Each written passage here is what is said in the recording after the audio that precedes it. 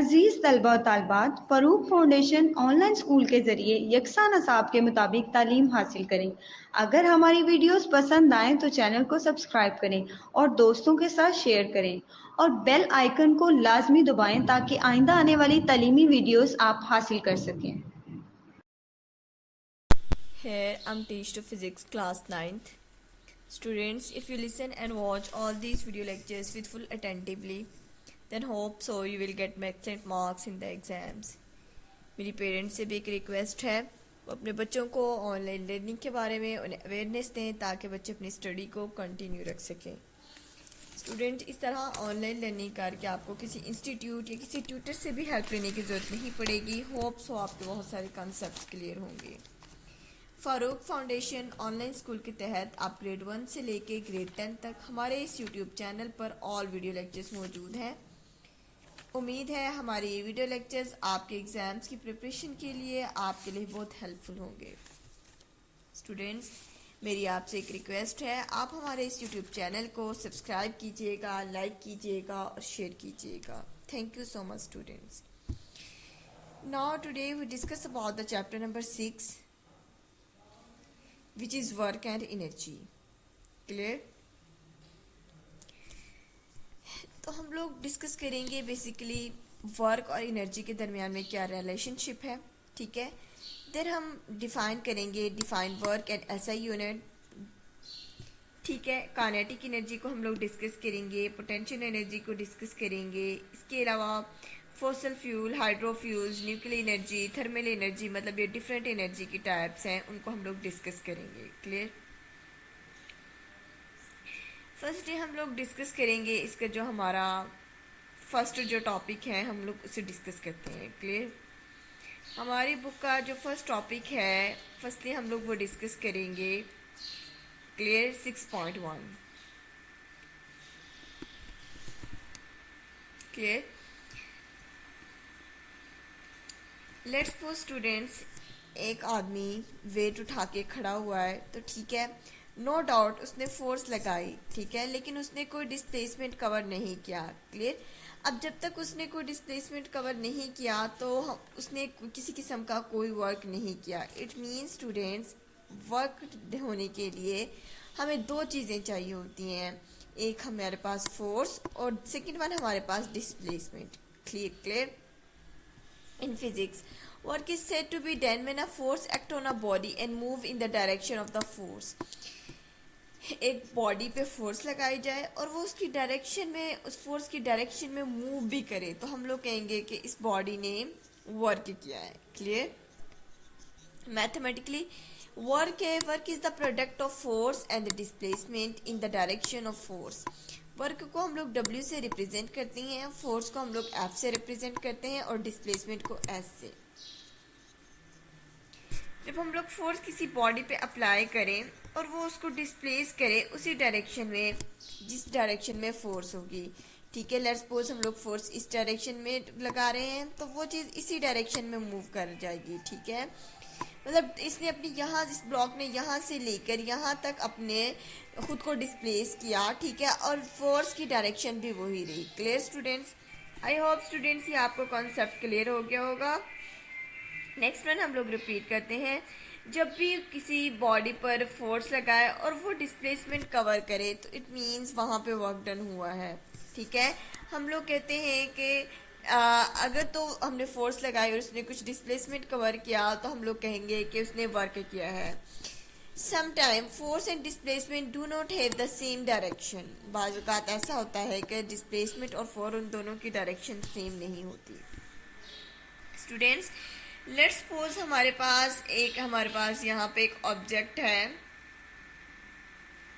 ठीक है, इस ऑब्जेक्ट पर हम लोग फोर्स अप्लाई कर रहे हैं इस डायरेक्शन में। ठीक है, ये बॉक्स ये मूव करके लेट्स सपोज ये एक न्यू पोजीशन पे आ गया, उस न्यू पोजीशन को हम लोगों ने नाम दे दिया F के।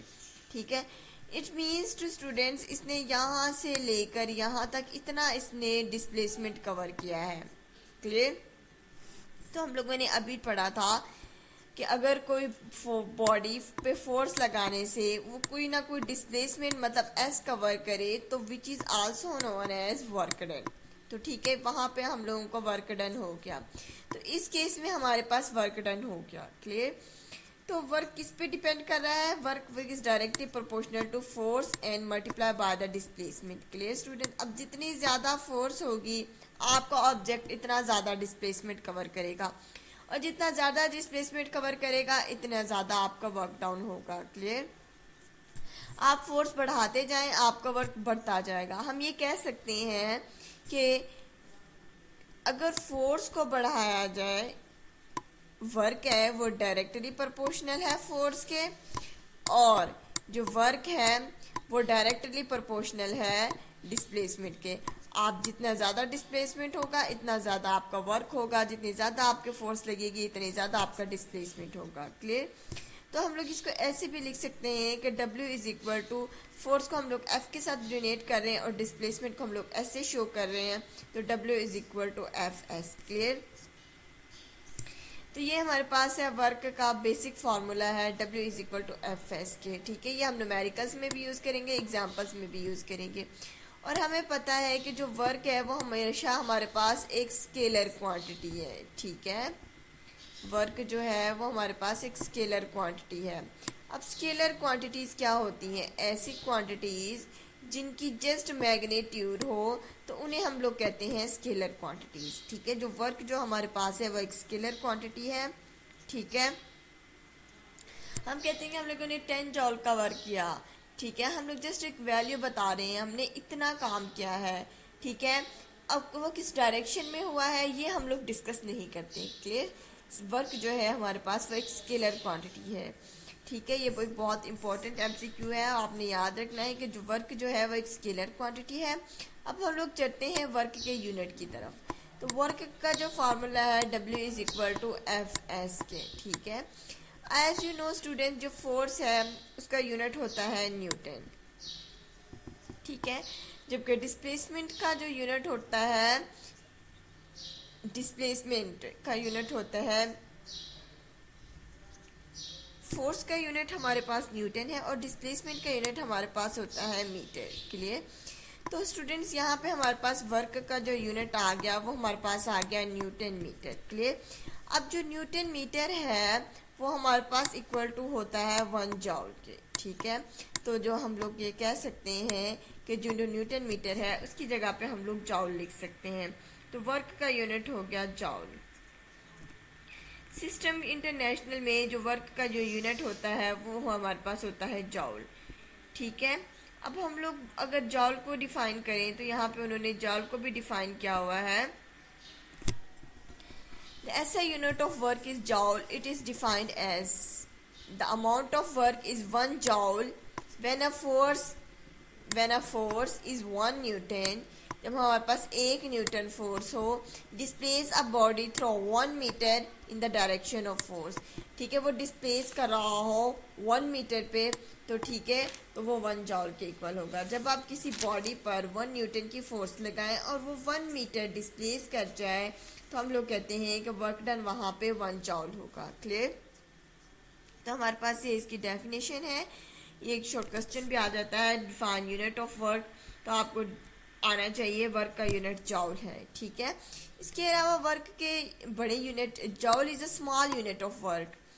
ठीक है, the bigger units of work are kilo joule. Kilo हमें पता है 10 रेज की पावर 3 के इक्वल होता है, और मेगा जॉल जो कि हमारे पास 10 रेज की पावर 6 जॉल के इक्वल होता है। Clear?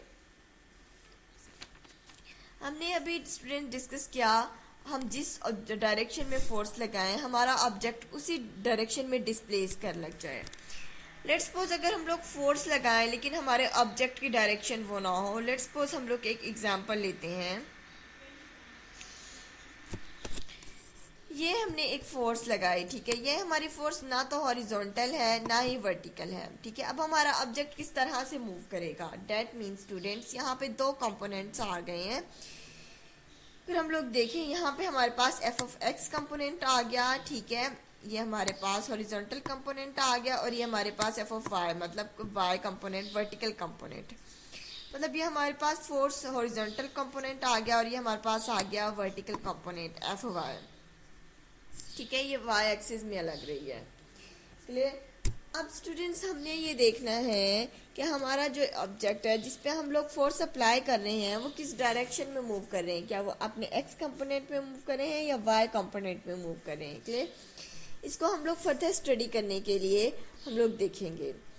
In this body resolving f into rectangular component f of x and f of y, f of x और f of y है हमारे पास दो कंपोनेंट हैं फोर्स के, ठीक है, जिसमें f of x वो हॉरिजॉन्टल है और हॉरिजॉन्टल के साथ हमें पता है कि cos of थीटा एंगल आता है। हमने ये देखना है कि हम अगर हमारी फोर्स इस डायरेक्शन में लग रही है, इस डायरेक्शन में, तो जो हमारा ऑब्जेक्ट है वो किस डायरेक्शन में मूव करेगा। लेट्स सपोज अगर आपका ऑब्जेक्ट एक्स डायरेक्शन में मूव किया या फिर आपका ऑब्जेक्ट वाई डायरेक्शन में मूव किया। अब इसको स्टडी करने के लिए हमारे पास एक एंगल बन जाता है, ठीक है, ये हमारे पास एंगल आ गया थीटा। क्लियर। अब स्टूडेंट्स लेट्स सपोज हमारे पास इसको फर्दर स्टडी करने के लिए हम लोग एक ट्राइंगल हम लोगों ने कंप्यूट कर ली, ये हमारे पास एक ट्राइंगल बन गई, ठीक है, जिसमें हम लोगों ने देखा जो हमारे पास जो f of x है ये हमारे पास, ठीक है, और ये हमारे पास f of y आ गया, ठीक है।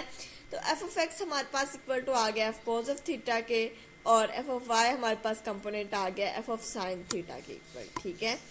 In this case the force and the displacement are not parallel, only the x component fx parallel to the surface causes the bodies move to the surface, not the y component fy। अब students हमने ये देखा कि जो horizontal component है x का वो हमारे पास इक्वल टू आ गया f cos ऑफ थीटा के, और वर्टिकल कंपोनेंट हमारे पास आ गया f ऑफ sin थीटा के इक्वल। क्लियर। अब स्टूडेंट्स हम लोगों ने f कंपोनेंट और y कंपोनेंट स्टडी कर लिया। अब हम लोग वर्क डन का केस देखते हैं कि हमारा ऑब्जेक्ट किस डायरेक्शन में मूव कर रहा है। लेट्स सपोज हमने देखा हमारा जो ऑब्जेक्ट है वो x डायरेक्शन में मूव कर रहा है, मतलब हम लोग जस्ट फोर्स का x कंपोनेंट यूज करेंगे, ठीक है। तो हमारे पास अगर हम लोग फोर्स का x कंपोनेंट यूज कर रहे हैं तो देन हमारे पास वर्क डन क्या होगा, W is equal to F x multiply by S. f की जगह हम लोगों ने fx को यूज कर दिया क्योंकि हमारे पास जो वर्क डन है वो x कंपोनेंट के अलोंग हो रहा है, तो इस वजह से हम लोग x कंपोनेंट को इस्तेमाल करेंगे। हमने अभी पढ़ा f of x is equal to F of cos theta, तो f of x की जगह पे हम लोग f of cos theta put कर देंगे, ठीक है, और सिंपल डिस्प्लेसमेंट एज इट आ गया। तो स्टूडेंट्स ये हमारे पास आ गया, जब हम इसको सॉल्व करेंगे मल्टीप्लाई किया तो हमारे पास आ गया f of s cos theta, तो हमारे पास work done is equal to आ गया f of f cos theta. तो हमारे पास ये वर्क डन है x कंपोनेंट, ठीक है, तो ये हमारे पास है वर्क डन का फार्मूला x कंपोनेंट के अलोंग। सिमिलरली अगर आप लोग fy के अलोंग मूव करना चाह रहे हैं तो ये हमारे पास आ जाएगा f of y sin theta, ठीक है, ये हमारे पास f of y s आ जाएगा, ठीक है, और f of y जो हमारे पास है वो हमारे पास है f sin थीटा के इक्वल, ठीक है, f sin थीटा, ठीक है, और साथ में ये हमारे पास s ऐसे ही आ जाएगा, ठीक है, ये हमारे पास आ जाएगा work done along y axis, ठीक है। आई होप स्टूडेंट्स ये आपको बहुत अच्छे से टॉपिक समझ आ गया होगा। फर्स्टली हम लोगों ने डिस्कस की है वर्क के बारे में, देन हम इसका फॉर्मूला डिस्कस किया, यूनिट डिस्कस किया, और देन हम लोगों ने फोर्स को दो कंपोनेंट में रिजॉल्व कर दिया, एक एक्स एक्सिस के अलोंग और एक वाई एक्सिस के अलोंग, ठीक है। उसमें हम लोगों ने कंपोनेंट ऑफ फोर्स दो तरह की होती है, एक एक्स कंपोनेंट और एक वाई कंपोनेंट, ठीक है। नेक्स्ट हम लोग एक और एग्जांपल है उसे स्टडी करते हैं। Clear. A girl carries a 10 kilogram bag upstairs to height of 18 steps and each 20 centimeter. Calculate the amount of work has done to carry the bag. Students हमारे पास एक लड़की है, उसने 10 किलोग्राम का बैग उठाया हुआ है। अगर वो 18 स्टेप चढ़ती है और एक स्टेप की जो हाइट है वो 20 सेंटीमीटर है, क्लियर, एक स्टेप की जो हाइट है वो 20 सेंटीमीटर है।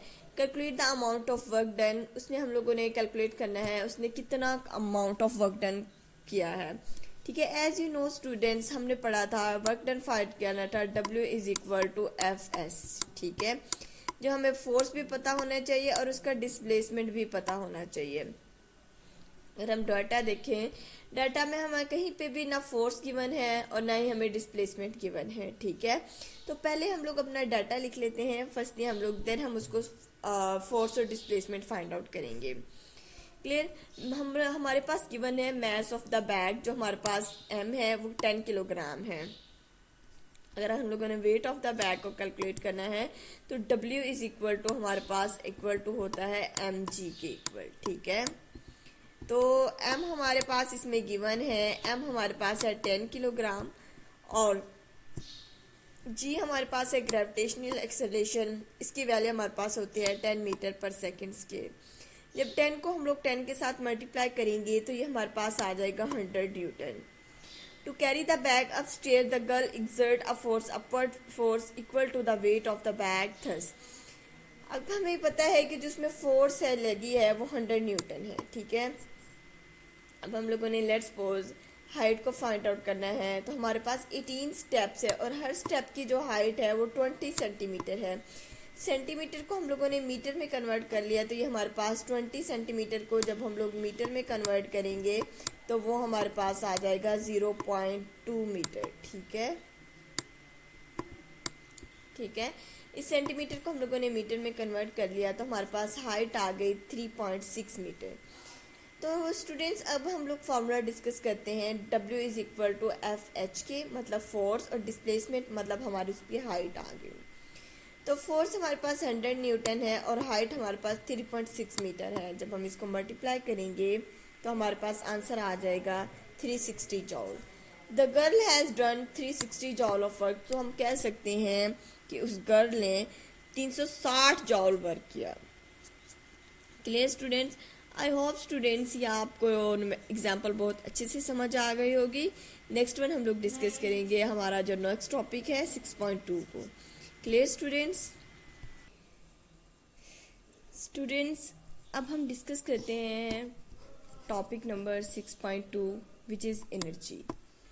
अभी हम लोग डिस्कस करके आए हैं वर्क के बारे में। अगर कोई ऑब्जेक्ट या कोई बॉडी है उस पर हम लोग फोर्स लगाएं और वो फोर्स की डायरेक्शन में वो बॉडी या ऑब्जेक्ट डिस्प्लेसमेंट कवर करे तो हम लोगों ने कहा कि उसमें वर्क पैदा होगा।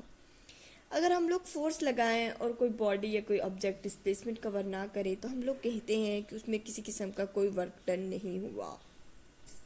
क्लियर। अब स्टूडेंट जो वर्क डन जौन सा भी हो रहा है, क्लियर, ऑब्वियसली वहाँ पे कोई ना कोई एनर्जी यूज़ हो रही है। क्लियर। एनर्जी होगी तो ही कोई काम होगा, अदरवाइज एनर्जी के बगैर कोई काम नहीं हो सकता। क्लियर। तो एनर्जी को हम लोग स्टार्ट करते हैं। एनर्जी की डेफिनेशन है a body possesses energy if it capable to do work. Energy एक ऐसी चीज़ है जो कोई भी वर्क को परफॉर्म करवाती है। अब अगर हम इसके एग्जांपल्स को स्टडी करें, जैसे कि वाटर रनिंग डाउन, जो कि वाटर है, the energy is an important and fundamental concept in science. It link almost all the natural phenomena. We say that a body has energy, which means that its ability to work. Water running down the stream has the ability to do work. जैसे पानी बहता हुआ आ रहा है, ठीक है, जब नीचे टर्बाइंस लगी रही होती हैं तो वो जब पानी फॉल करता है तो उसकी वजह से टर्बाइंस रोटेट करती हैं, उसकी वजह से हमारे पास इलेक्ट्रिकल एनर्जी प्रोड्यूस होती है। क्लियर। अब यहाँ पे हो क्या रहा है कि पानी में एनर्जी थी तो पानी ने टर्बाइंस को रोटेट करवाया। जैसे ही वो टर्बाइंस रोटेट हुई तो वहाँ पे इलेक्ट्रिसिटी प्रोड्यूस हुई। क्लियर। इसका मतलब ये है कि जो यहाँ पे मैकेनिकल एनर्जी जो टर्बाइन के ऊपर फॉल कर रही थी, जो मैकेनिकल एनर्जी थी वो हमारे पास इलेक्ट्रिकल एनर्जी में कन्वर्ट हो रही है। ठीक है, जो हम कह सकते हैं कि जो एनर्जी है वो एक फॉर्म से दूसरे फॉर्म में कन्वर्ट की जा सकती है। ठीक है, हम लोग किसी भी एक फॉर्म की एनर्जी को दूसरी फॉर्म में एनर्जी को कन्वर्ट कर सकते हैं। क्लियर। फर्स्ट वन हम लोग डिस्कस करते हैं the energy of running water can be use to run water mills of the water turbines. Clear. फिर जो ये एनर्जी है जो वाटर टर्बाइंस को मूव करवाने के लिए हम लोग इसको यूज़ करते हैं। Energy exist in various form such as mechanical energy, heat energy, light energy, sound energy, electrical energy, and the chemical energy and nuclear energy. The energy can be transferred from one form into another. Clear? मतलब हम energy को एक form से दूसरी form में convert कर सकते हैं. क्लियर? मैकेनिकल एनर्जी को फर्स्टली हम लोगों ने दो में डिवाइड कर दिया. Mechanical energy possessed by a body it of two types. First one is the kinetic energy and second one is the potential energy. Clear? Firstly हम लोग डिस्कस करते हैं काइनेटिक एनर्जी को, देन हम लोग डिस्कस करेंगे पोटेंशियल एनर्जी को. तो स्टूडेंट्स ये हम लोग डिस्कस करेंगे नेक्स्ट हमारा जो लेक्चर होगा उसमें ही. स्टूडेंट्स अभी हम लोगों ने डिस्कस किया एनर्जी के बारे में. जो basically a body possesses energy if it is capable to do work. ठीक है, जैसे वाटर्स है, इसमें से टरबाइन से पानी इसमें से नीचे गिर रहा है. ठीक है, ये हमारे पास मैकेनिकल एनर्जी है. ये पानी में इतनी एनर्जी है कि वो उन टरबाइंस को रोटेट करवाता है और उनसे हमारे पास इलेक्ट्रिकल एनर्जी हासिल होती है. तो हम लोगों ने ये कहा यहाँ पे जो मैकेनिकल एनर्जी थी वो कन्वर्ट हो गई हमारे पास एक इलेक्ट्रिकल एनर्जी में. क्लियर? मैकेनिकल एनर्जी हमारे पास कन्वर्ट हुई इलेक्ट्रिकल एनर्जी में. सिमिलरली एनर्जी की डिफरेंट जो टाइप्स हैं, हीट एनर्जी है, light energy, sound energy, electrical energy, chemical energy. Energy की ये टाइप्स भी एक टाइप से दूसरी टाइप में कन्वर्ट हो सकती हैं. देन हम लोगों ने डिस्कस किया कि एक जो मैकेनिकल एनर्जी है उसकी टू टाइप्स होती हैं. First one is the kinetic energy and second one is the potential energy. इन दोनों एनर्जी की टाइप्स को हम लोग अपने नेक्स्ट लेक्चर में डिस्कस करेंगे. तब तक के लिए अपना बहुत सारा ख्याल रखिएगा. Thank you so much students. अल्लाह हाफिज़.